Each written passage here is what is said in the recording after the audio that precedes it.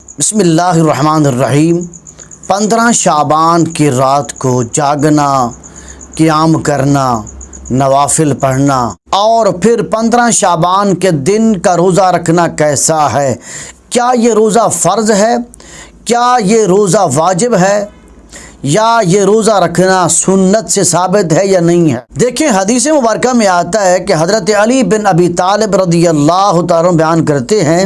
کہ حضور نبی اکرم صلی اللہ علیہ وسلم شاہ فرمایا، جب نصف شعبان کی رات ہو تو اس رات میں قیام کرو اور اس کے دن میں روزہ رکھو، کیونکہ اللہ جل مجدہ اس رات میں غروب شمس، سورج کے غروب ہونے سے آسمان دنیا کی طرف نزول فرماتا ہے۔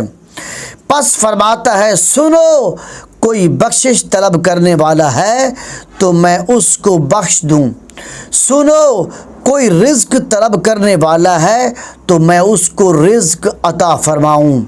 سنو، کوئی مصیبت زدہ ہے تو میں اس کو عافیت میں رکھوں، سنو سنو۔ اسی طرح ساری رات اللہ جل مجدہ فرماتا رہتا ہے حتیٰ کہ فجر طلوع ہو جاتی ہے۔ یہ حدیث سنن ابن ماجہ میں موجود ہے اور یہ حدیث شعب الایمان میں بھی موجود ہے، لیکن علماء محدثین نے ان حدیثوں کے متعلق لکھا ہے کہ یہ حدیثیں سند کے لحاظ سے ضعیف حدیثیں ہیں، لیکن فضائل اعمال میں یہ حدیث معتبر ہے۔ دیکھیں، اس حدیث کی روشنی میں 15 شعبان کی رات کو قیام کرنا، نوافل پڑھنا اچھا عمل ہے، لیکن اگر کوئی شخص عشاء کی نماز جماعت کے ساتھ ادا کرتا ہے اور پھر صبح کی نماز بھی جماعت کے ساتھ ادا کرتا ہے تو ایک حدیث کا مفہوم ہے کہ حضور نبی اکرم صلی اللہ علیہ وسلم شاہ فرمایا، جس شخص نے عشاء کی نماز جماعت کے ساتھ ادا کی تو گویا اس نے آدھی رات قیام کیا،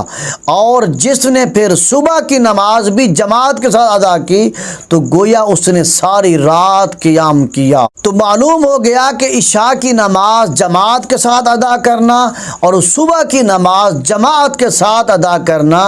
یہ نوافل پڑھنے سے زیادہ بہتر ہے۔ ہاں، اگر کوئی شخص رات کو نوافل بھی ادا کرتا ہے، تہجد بھی پڑھتا ہے اور عشاء کی نماز بھی جماعت کے ساتھ ادا کرتا ہے اور پھر فجر کی نماز بھی جماعت کے ساتھ ادا کرتا ہے، یہ سب سے بڑی اعلیٰ نیکی ہے۔ اور اگر کوئی شخص ان راتوں میں یعنی 15 شعبان کی راتوں میں نفل پڑھنے کے لیے تو جلدی آئے مسجد میں، لیکن فرض نماز ادا نہ کرے جماعت کے ساتھ اور صبح کی نماز بھی جماعت کے ساتھ ادا نہ کرے، تو پھر ایسے شخص کا رات کو قیام کرنا کسی فائدے کے لیے نہیں ہے۔ اور اسی طرح 15 شعبان کا روزہ رکھنا ایک مستحب عمل ہے۔ اگر کوئی شخص 15 شعبان کا روزہ رکھ لیتا ہے تو اس کو ملامت نہیں کریں گے، ہم کہیں گے اس نے نیکی کی ہے، نفلی عبادت کی ہے، نفلی روزہ رکھا ہے، اللہ تعالیٰ اس کے اس روزہ رکھنے کو قبول فرمائے۔ لیکن اگر اس شخص نے رمضان کے فرض روزے چھوڑ دیے تو گویا اس نے اللہ اور اس کے رسول کے دین کے ساتھ مذاق کیا ہے۔ اور اگر کوئی شخص رمضان المبارک کے فرض روزے رکھتا ہے لیکن وہ شخص شعبان کے نفلی روزے نہیں رکھتا تو ہم اس کو بھی ملامت نہیں کریں گے، ہم کہیں گے ایک نفلی عبادت تھی، نفلی نیکی تھی، اگر اس نے نہیں روزہ رکھا تو پھر کوئی حرج نہیں ہے، لیکن وہ رمضان کے روزے رکھتا ہے تو یہ سب سے افضل نیکی ہے، کیونکہ رمضان کے روزے مسلمانوں پر فرض ہیں اور اس کے علاوہ نفلی عبادات، نفلی روزے مسلمان پر فرض نہیں ہیں۔